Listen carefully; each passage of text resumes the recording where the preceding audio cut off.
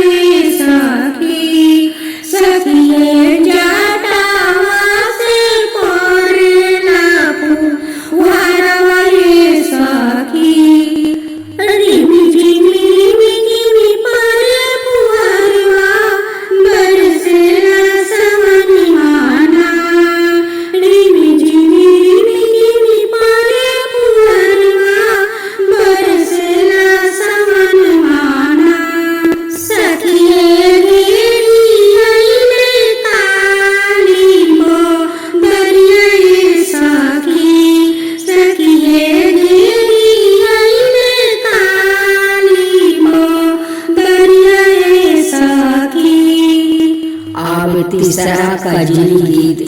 सखी हो यम तटिया वाला पुष्पारा दे सखी, सखी हो अम तटिया वाला पुष्पारा दे सखी, सखी हो हाथिया में घोड़ा आवे बिन बाजाए सखी, सखी हो हाथिया में घोड़ा आवे बिन बाजाए सखी, सखी हो देखे चला दुल्हा श्री राम जी के हो, सखी हो देखे चला दुल्हा श्री राम जी के हो, सखी हो मिथिला में आइल बारन चारों भी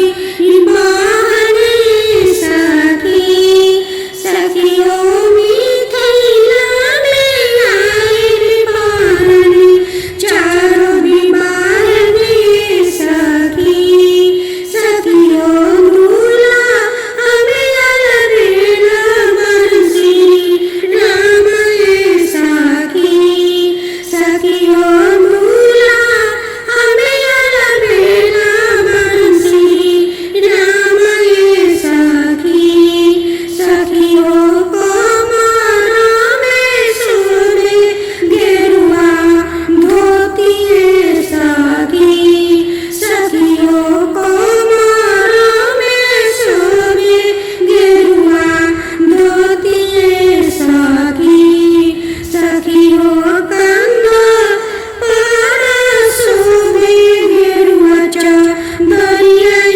सखी, सखी हो कंधा पारा सोने गेरुआ दरिया सखी, सखी हो सीना परमा टुकवा काने कुंडलवाए सखी, सखी हो सीना परमा टुकवा काने कुंडलवाए सखी, सखी हो गालवा पे सोने सीता हरवाए सखी, सखी हो गालवा में सोने सीता हरवाए सखी, सखी हो हाथवा में सोनेला बालाए सखी, सखी हो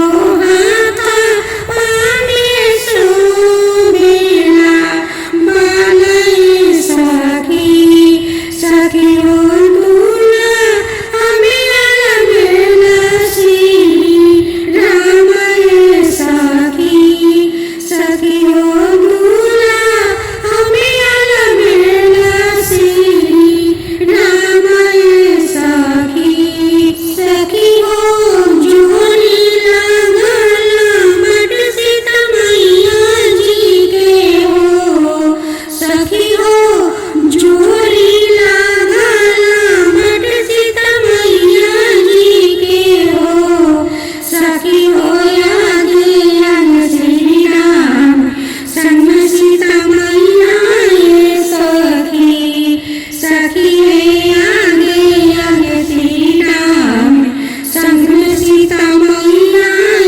सखी, सखी है चौरा डोलाव से वीर हनुमान सखी, सखी है चौरा डोलाव से वीर हनुमान सखी, सखी है चौरा डोलाव से वीर हनुमान सखी, सखी है दूल्हा हमें अलबेला श्री राम सखी, सखी है